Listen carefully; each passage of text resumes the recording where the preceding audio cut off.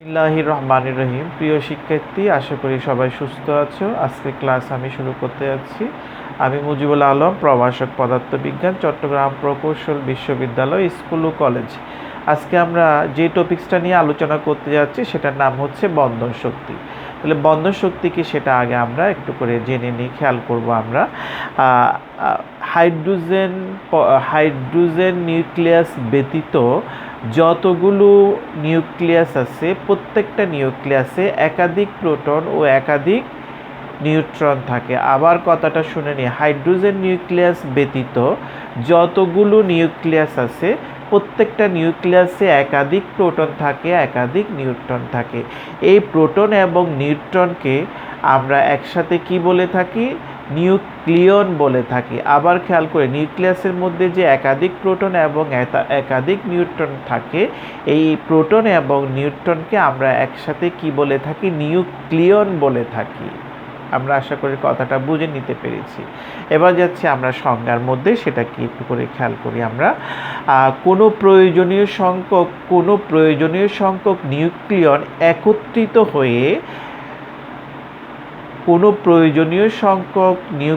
একত্রিত হয়ে একটি স্থায়ী নিউক্লিয়াস গঠন করতে যে পরিমাণ শক্তির প্রয়োজন হয়, অথবা একটি নিউক্লিয়াসকে ভেঙে নিউক্লিয়নগুলোকে পরস্পরের প্রভাব থেকে মুক্ত করতে নিউক্লিয়াসের মধ্যে বাইরে থেকে যেই পরিমাণ শক্তি সরবরাহ করতে হয় তাকেই আমরা কি বলি? নিউক্লিয়ার বন্ধন শক্তি বলে থাকি। আবার শুনে নিই সংজ্ঞাটা, তারপর আমরা আস্তে আস্তে করে ব্যাখ্যা করব। কোনো প্রয়োজনীয় সংখ্যক নিউক্লিয়ন একত্রিত হয়ে একটি স্থায়ী নিউক্লিয়াস গঠন করতে যেই পরিমাণ শক্তির প্রয়োজন হবে, অথবা একটি নিউক্লিয়াসকে ভেঙে নিউক্লিয়নগুলোকে পরস্পরের প্রভাব থেকে মুক্ত করতে বাইরে থেকে নিউক্লিয়াসের মধ্যে যেই পরিমাণ শক্তি সরবরাহ করতে হবে তাকে আমরা কি বলি? নিউক্লিয়ার বন্ধন শক্তি বলে থাকি। যেই নিউক্লিয়াসের বন্ধন শক্তির পরিমাণ যত বেশি হবে সেই নিউক্লিয়াস তত বেশি কি হবে? স্থায়ী হবে। আবার খেয়াল করি, যে নিউক্লিয়ার বন্ধন শক্তির পরিমাণ যত বেশি হবে সেই নিউক্লিয়াসটা তত বেশি কি হবে? স্থায়ী হবে। এখন প্রশ্ন হচ্ছে, এই নিউক্লিয়াসের মধ্যে নিউক্লিয়ার বন্ধন শক্তিটা আসলো কোত্থেকে? আমরা জানি নিউক্লিয়নগুলোকে নিউক্লিয়াসের মধ্যে আবদ্ধ করে রাখার জন্য একটা বল কাজ করে। সেই বলটাকে আমরা কি বলে থাকি? নিউক্লিয়ার বল বলে থাকি, যেটা নিয়ে আমরা আগে আলোচনা করেছি আগের ক্লাসগুলোতে। অর্থাৎ নিউক্লিয়নগুলোকে নিউক্লিয়াসের মধ্যে আবদ্ধ করে রাখার জন্য এক ধরনের বল কাজ করে, যে বলকে আমরা কি বলি? নিউক্লিয়ার বল বলে থাকি। এই নিউক্লিয়ার বলের ক্রিয়ার কারণেই আমাদের নিউক্লিয়াসের মধ্যে কি সৃষ্টি হয়? নিউক্লিয়ার বন্ধন শক্তি সৃষ্টি হয়। আমরা আশা করি বুঝে নিতে পেরেছি। এবার যাচ্ছি আমরা নিউক্লিয়ার বন্ধন শক্তির পরিমাণ কত হবে সেটা জানার জন্য। তাহলে নিউক্লিয়ার বন্ধন শক্তির পরিমাণ হবে ভর ত্রুটির সমতুল্য পরিমাণ শক্তির সমান হবে। নিউক্লিয়ার বন্ধন শক্তির পরিমাণটা কার সমান হবে? ভর ত্রুটির সমতুল্য পরিমাণ শক্তির সমান। কথাটা খেয়াল না করলে আমাদের মিসআন্ডারস্ট্যান্ডিং হওয়ার সম্ভাবনা আছে, সেটা খেয়াল করে নিই আমরা। আমি কিন্তু বলতেছি না যে নিউক্লিয়ার বন্ধন শক্তিটা ভর ত্রুটির সমান, কিন্তু বলতেছি না। কি বলতেছে আমরা খেয়াল করে নিই, নিউক্লিয়ার বন্ধন শক্তির পরিমাণ হবে ভর ত্রুটির সমতুল্য পরিমাণ শক্তির সমান। কথাটার মানে হচ্ছে, ভর ত্রুটিকে শক্তিতে রূপান্তর করলে যেই পরিমাণ শক্তি আমরা পাবো সেই শক্তির পরিমাণটা কি নির্দেশ করবে? নিউক্লিয়ার বন্ধন শক্তির পরিমাণ নির্দেশ করবে। অর্থাৎ ভর ত্রুটিকে শক্তিতে রূপান্তর করলে যে পরিমাণ শক্তি আমরা পাবো সেই শক্তিটা কি নির্দেশ করবে? আমাদের নিউক্লিয়ার বন্ধন শক্তির পরিমাণ নির্দেশ করবে। আশা করি আমরা বুঝে নিতে পেরেছি। এবার যাচ্ছি আমরা বন্ধন শক্তি নির্ণয় করার জন্য কতগুলো ইকুয়েশনের দরকার হয় সেই ইকুয়েশনগুলো আমরা দেখে নিই। মনে করলাম আমাদের কোনো নিউক্লিয়াসের ভর ত্রুটি মনে করলাম ডেল্টা এম ধরলাম। এই ডেল্টা এমকে যদি আমরা শক্তিতে রূপান্তর করি তাহলে আমাদের শক্তির নিউক্লিয়ার বন্ধন শক্তির পরিমাণ বি ইকুয়াল টু কত হবে, ডেল্টা এম সি স্কোয়ার। ওই যে আমরা ইকুয়েশন মনে শক্তিকে ভরকে শক্তি রূপান্তরের সূত্র হচ্ছে এম সি স্কোয়ার। এখানে এম এর জায়গায় কি হবে, ভর ত্রুটি হবে ডেল্টা এম, আর সি স্কোয়ার তো আছে। আর এই শক্তিটাকে আমরা তখন কি বলবো, বন্ধন শক্তি বলবো, নিউক্লিয়ার বন্ধন শক্তি।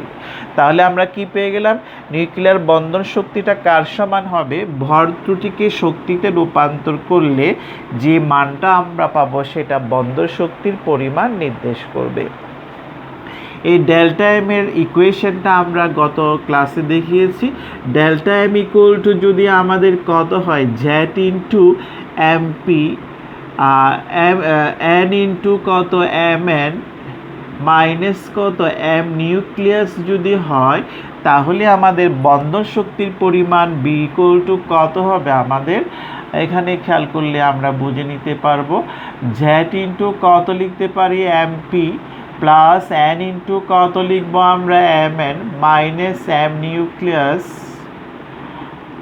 ইন্টু কত হবে, সি স্কোয়ার হবে। যদি ভর ত্রুটির পরিমাণ এত হয় তখন বন্ধন শক্তির পরিমাণ হবে এত।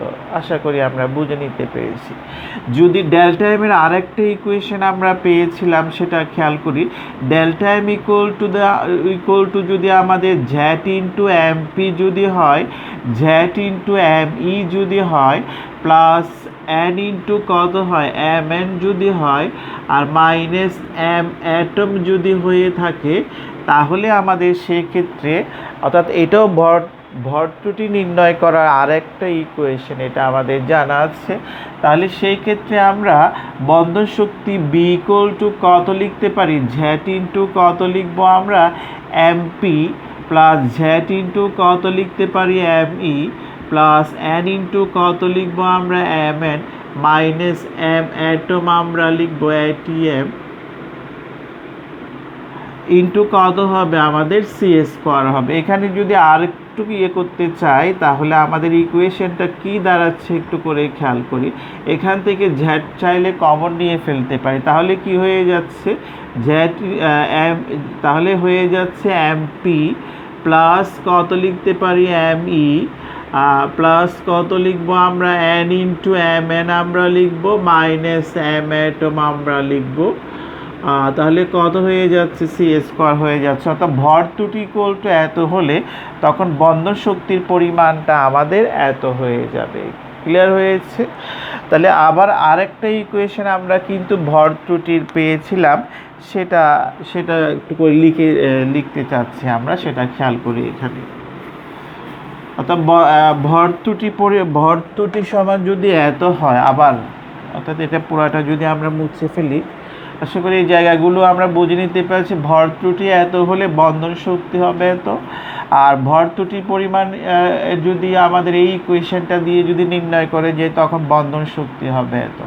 তাহলে এবার আমরা যদি ভর ত্রুটি এটা হয় তাহলে কি হয় সেটা দেখে নিই।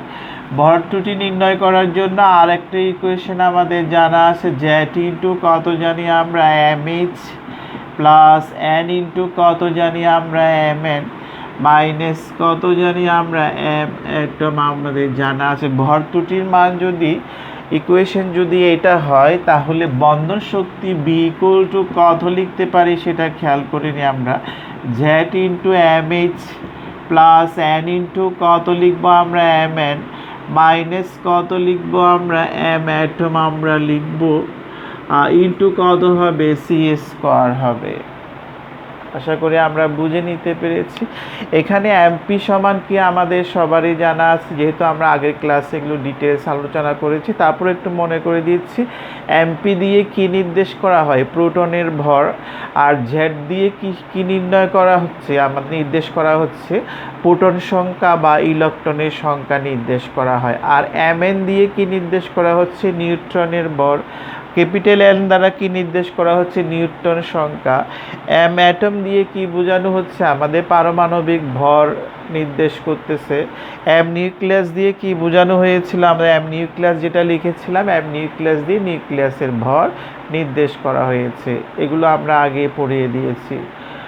এই যে আমরা এখানে পারমাণবিক ভর বা প্রোটনের ভর, নিউট্রনের ভর যেগুলো বললাম, সেইগুলো পরিমাপ করার জন্য আমরা চাইলে একীভূত পারমাণবিক ভর এককটাও ইউজ করতে পারবো সেটা পরিমাপ করার জন্য। আবার চাইলে কেজি এককটাও আমরা এখানে ব্যবহার করা যাবে। আবার খেয়াল করি, এই যে প্রোটনের ভর, নিউট্রনের ভর, পারমাণবিক ভর, এই ভরগুলো নির্ণয় করার জন্য আমরা কোন কোন এককগুলো ইউজ করতে পারি? একীভূত পারমাণবিক ভর এককটাও ইউজ করতে পারবো, ব্যবহার করতে পারবো, অথবা কেজি এককটাও আমরা চাইলে ব্যবহার করতে পারবো। তাহলে আমরা বন্ধন শক্তি নিয়ে যে কথাবার্তাগুলো ছিল আমরা সেটা শেষ করলাম। এরপরে যাচ্ছি আমরা প্রতিবন্ধন শক্তি কি সেটা দেখানোর জন্য। তাহলে প্রতিবন্ধন শক্তি হচ্ছে একটা নিউক্লিয়াসের মধ্যে মোট নিউক্লিয়ার বন্ধন শক্তিকে নিউক্লিয়ন সংখ্যা দ্বারা যখন আমরা ভাগ করব, আবার খেয়াল করি, মোট নিউক্লিয়ার বন্ধন শক্তিকে যখন আমরা নিউক্লিয়ন সংখ্যা দ্বারা অর্থাৎ ভর সংখ্যা দ্বারা যখন আমরা ভাগ করব, তাহলে যে মানটা পাওয়া যাবে সেটাই হচ্ছে কি আমাদের প্রতিবন্ধন শক্তি। আবার খেয়াল করি, মোট নিউক্লিয়ার বন্ধন শক্তিকে নিউক্লিয়ন সংখ্যা দ্বারা, মোট নিউক্লিয়ন সংখ্যা দ্বারা বা ভর সংখ্যা দ্বারা ভাগ করলে আমরা প্রতিবন্ধন শক্তি আমরা পেয়ে যাব, প্রতিবন্ধন শক্তি। তাহলে প্রতিবন্ধন যদি আমাদের মোট বন্ধন শক্তিকে যদি আমরা বি দ্বারা যদি প্রকাশ করি, ভর সংখ্যাকে যদি আমরা এ দ্বারা যদি প্রকাশ করি, তাহলে প্রতিবন্ধন শক্তি ইকুয়াল টু কত হবে? আমাদের বি বাই এ হবে। ক্লিয়ার হয়েছে? এখন আমরা যে জিনিসটা জানতে চাচ্ছি সেটা হচ্ছে এই বন্ধন শক্তির সাথে নিউক্লিয়াসের স্থায়িত্বের একটা সম্পর্ক আছে, যেটা আমরা একটা গ্রাফের মাধ্যমে দেখালে মনে হয় সহজে বুঝে নিতে পারবো। সেটা খেয়াল করে নিই আমরা। অর্থাৎ বন্ধন শক্তির সাথে নিউক্লিয়াসের একটা স্থায়িত্বের একটা সম্পর্ক আছে, সেটা খেয়াল করি। আমাদের পৃথিবীর মধ্যে যতগুলো মৌল আছে সবগুলো মৌলের ভর সংখ্যাকে যদি আমরা ক্রমান্বয়ে এক অক্ষ বরাবর যদি আমরা স্থাপন যদি করি এবং ওই ভর সংখ্যা রিলেটেড নিউক্লিয়াসের প্রতিবন্ধন শক্তিকে যদি আমরা কোন অক্ষ বরাবর, ওয়াই অক্ষ বরাবর যদি স্থাপন করি, তাহলে দেখা যায় লেখচিত্রটা আমাদের যে বোর্ডে যে চিত্রটা আমি এঁকেছি এটার মতো দেখায়। এটার মতো দেখায় মানে লেখচিত্রটা প্রথমে সোজা উপরে উঠে যায়, তারপর পর্যায়ক্রমে কয়েকবার উপরে নিচে ওঠানামা করে আস্তে আস্তে উপরে উঠতে থাকে, সর্বোচ্চ বিন্দু ওঠার পর আবার নিচের দিকে কি হতে থাকে? আমাদের নামতে থাকে, নিচের দিকে নামতে থাকে। তাহলে এখান থেকে দেখা যাচ্ছে এই লেখচিত্রের মধ্যে সর্বোচ্চ বিন্দু যেটা আমি এখানে দেখাচ্ছি, এই বিন্দুতে প্রতিবন্ধন শক্তির মান হচ্ছে কত? আমাদের 8.79 মেগা ইলেকট্রন ভোল্ট, এবং এর সাথে রিলেটেড ভর সংখ্যা হচ্ছে 56। এটার মানে হচ্ছে যে নিউক্লিয়াসের নিউক্লিয়ন সংখ্যা 56 বা ভর সংখ্যা 56, তার প্রতিবন্ধন শক্তির মানটা কি হয়? সর্বোচ্চ হয়, যার মানটা হচ্ছে আমাদের 8.79 মেগা ইলেকট্রন ভোল্ট। তার মানে যেই নিউক্লিয়াসের ভর সংখ্যা 56 তার প্রতিবন্ধন শক্তির মান সর্বোচ্চ, তার মানে ওই নিউক্লিয়াসের স্থায়িত্বটা কি হবে? সর্বাধিক হবে। আমরা দেখতে পাই যে 56 ভর সংখ্যা হচ্ছে কার? আমাদের আয়রন। সেই জন্য আয়রনের নিউক্লিয়াস হচ্ছে স্থায়ী অর্থাৎ সর্বাধিক স্থায়ী নিউক্লিয়াসগুলোর মধ্যে একটি। অর্থাৎ আয়রনের নিউক্লিয়াসের স্থায়িত্বটা অন্যান্য নিউক্লিয়াসের থেকে অনেক অনেক বেশি। এটাই হচ্ছে কি আমাদের বন্ধন শক্তির সাথে নিউক্লিয়াসের স্থায়িত্বের সম্পর্ক। অর্থাৎ যেই নিউক্লিয়াসের প্রতিবন্ধন শক্তির পরিমাণটা বেশি হবে সেই নিউক্লিয়াসের স্থায়িত্বটা বেশি হবে। এই গ্রাফ থেকে দেখা যাচ্ছে আমাদের যেই মৌলের ভর সংখ্যা 56, এই গ্রাফ থেকে দেখা যাচ্ছে তার প্রতিবন্ধন শক্তির মানটা সর্বাধিক। মানটা কত হয়? 8.79 মেগা ইলেকট্রন ভোল্ট। অর্থাৎ যেই নিউক্লিয়াসের আমাদের ভর সংখ্যা এত, তার প্রতিবন্ধন শক্তির মানটা সর্বাধিক, তার মানে ওই নিউক্লিয়াসটা কি হবে, সর্বাধিক স্থায়ী হবে। তাহলে আমরা বন্ধন শক্তির সাথে নিউক্লিয়াসের স্থায়িত্বের যে সম্পর্কটা আছে সেটাও আমরা দেখিয়ে ফেললাম। এবার যাচ্ছে আমরা নিউক্লিয়ার বিক্রিয়া। নিউক্লিয়ার বিক্রিয়া কাকে বলবো, যেই বিক্রিয়ায় পরমাণুর নিউক্লিয়াস কি হয়ে যাবে, পরিবর্তন হয়ে যাবে, সেই বিক্রিয়াটাকে আমরা কি বলি, নিউক্লিয়ার বিক্রিয়া বলে থাকি। আবার খেয়াল করি, যেই বিক্রিয়ায় পরমাণুর নিউক্লিয়াস কি হয়ে যাবে, পরিবর্তন হয়ে যাবে, সেটাকে আমরা কি বলি, নিউক্লিয়ার বিক্রিয়া বলি। এই বিক্রিয়াটা স্বতঃস্ফূর্ত ভাঙন হতে পারে অথবা কৃত্রিম ভাঙন হতে পারে। কেন বলা হচ্ছে, কারণ নিউক্লিয়াসটা ভেঙে অন্য নিউক্লিয়াসে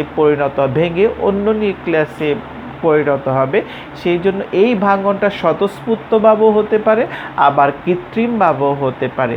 যেমন আমরা অ্যালুমিনিয়াম নিউক্লিয়াসকে যখন আমরা আলফা কণা দিয়ে আঘাত করব, তখন দেখা যাচ্ছে অ্যালুমিনিয়াম নিউক্লিয়াসটা পরিবর্তিত হয়ে সিলিকন নিউক্লিয়াসে পরিণত হয়ে যাচ্ছে। এই বিক্রিয়াকে আমরা কি বলি, নিউক্লিয়ার বিক্রিয়া বলে থাকি। এখন আমরা সেটার উদাহরণ দিয়ে একটু আলোচনা করতে যাচ্ছি। তাহলে আমরা খেয়াল করিনি, এই ইকুয়েশনটা হচ্ছে আমাদের নিউক্লিয়ার বিক্রিয়ার ইকুয়েশন, আমরা লিখলাম এটা। তাহলে এখানে দেখা যাচ্ছে এটা অ্যালুমিনিয়াম নিউক্লিয়াসকে আলফা কণা দিয়ে যখন আঘাত করব, সেটা সিলিকন নিউক্লিয়াসে পরিণত হবে, সাথে কি আমাদের একটা কণা নির্গত হবে, যেটাকে আমরা প্রোটন বলে থাকি। ঠিক আছে, এখানে আমাদের অ্যালুমিনিয়ামকে কি বলা হচ্ছে, টার্গেট নিউক্লিয়াস বলা হচ্ছে বা আঘাতপ্রাপ্ত নিউক্লিয়াস বলা হচ্ছে। আবার খেয়াল করি, অ্যালুমিনিয়ামকে কি বলা হয়, টার্গেট নিউক্লিয়াসও বলতে পারি অথবা আঘাতপ্রাপ্ত নিউক্লিয়াসও আমরা বলতে পারি। কারণ আমরা এই আলফা কণা দিয়ে কোন নিউক্লিয়াসকে আঘাত করেছি, আমরা অ্যালুমিনিয়াম নিউক্লিয়াসকে আঘাত করেছি, সেজন্য অ্যালুমিনিয়ামকে টার্গেট নিউক্লিয়াস বা আঘাতপ্রাপ্ত নিউক্লিয়াসও বলতে পারি। আর এই যে কণাটা দিয়ে আমরা নিউক্লিয়াসকে আঘাত করেছি, অ্যালুমিনিয়াম নিউক্লিয়াসকে, সেটাকে আমরা বুলেট বলে থাকি।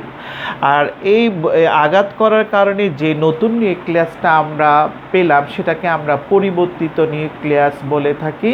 আর যে কণাটা নির্গত হচ্ছে, তাহলে সেটাকে আমরা বহির্গামী কণা বলে থাকি। বুঝতে পেরেছি? তাহলে এগুলোর পরিচয় আমরা দিয়ে ফেললাম। এটা হচ্ছে আঘাতপ্রাপ্ত নিউক্লিয়াস বা টার্গেট নিউক্লিয়াস, আর এটা হচ্ছে কি আমাদের বুলেট, আর এটা হচ্ছে কি আমাদের পরিবর্তিত নিউক্লিয়াস, আর এটা হচ্ছে কি আমাদের বহির্গামী কণা। আশা করি বুঝে নিতে পেরেছি। এবার এই যে নিউক্লিয়ার বিক্রিয়া, এটাকে আমরা সাধারণভাবে কিভাবে লিখতে পারি সেটা একটু করে দেখি। সাধারণ ইকুয়েশনের মাধ্যমে এক্স প্লাস আমরা কি লিখলাম এখানে, ইকুয়াল টু কত হবে আমাদের, ওয়াই প্লাস কত লিখবো আমরা, বি লিখতে পারবো। অর্থাৎ এটা দ্বারা বোঝাচ্ছে আমাদের এক্স নিউক্লিয়াসকে এক কণা দ্বারা যদি আঘাত করি, এক্স নিউক্লিয়াসটা পরিবর্তিত হয়ে ওয়াই নিউক্লিয়াসে পরিণত হবে এবং বি বহির্গামী কণা নির্গত হবে। বুঝতে পেরেছি? এই ইকুয়েশনটাকে অনেক সময় এইভাবেও লেখা হয়, এক্স বি পাশে কি লেখা যায়, ওয়াই। অর্থাৎ এটা দ্বারাও আমরা বলতে পারি এক্স নিউক্লিয়াসকে এক কণা দ্বারা যদি আঘাত করি, নিউক্লিয়াসটা পরিবর্তিত হয়ে ওয়াই নিউক্লিয়াসে পরিণত হবে এবং বি কণাটা নির্গত হবে, অর্থাৎ বি হচ্ছে বহির্গামী কণা। তাহলে এই আকারে যদি আমরা উপরের ইকুয়েশনটা যদি আমরা লিখতে চাই, তাহলে কি হয়ে যাচ্ছে, আমাদের এখানে অ্যালুমিনিয়াম থাকবে 2713, আর এখানে কি থাকবে আলফা, অর্থাৎ আলফা কণাকে যদি আমরা দিয়ে আঘাত করি, তাহলে প্রোটন নির্গত হবে, সাথে কি লিখবো আমরা, সিলিকন আমরা লিখব 30 আর 14 আমরা লিখব। আমরা আশা করি নিউক্লিয়ার বিক্রিয়াটা কি সেটা বুঝে নিতে পেরেছি। তাহলে আমরা এখানে বুঝে নিতে পেরেছি অ্যালুমিনিয়াম হচ্ছে কি আমাদের টার্গেট নিউক্লিয়াস বা আঘাতপ্রাপ্ত নিউক্লিয়াস। এই অ্যালুমিনিয়াম নিউক্লিয়াসকে আমরা যখন আলফা কণা দিয়ে আঘাত করব তখন আমাদের সিলিকন নিউক্লিয়াস পরিণত হয়ে যাবে এবং সাথে প্রোটন নির্গত হবে। এবার যাচ্ছি আমরা এই নিউক্লিয়ার বিক্রিয়া এবং রাসায়নিক বিক্রিয়ার মধ্যে পার্থক্য কী। রাসায়নিক বিক্রিয়ার মধ্যে আমরা কি দেখতে পাই সেটা একটু করে খেয়াল করি। রাসায়নিক বিক্রিয়ার মধ্যে আমরা দেখতে পাই আমাদের পরমাণুর বাইরের কক্ষে যে ইলেকট্রনগুলো আছে এই ইলেকট্রনগুলো পুনর্বিন্যস্ত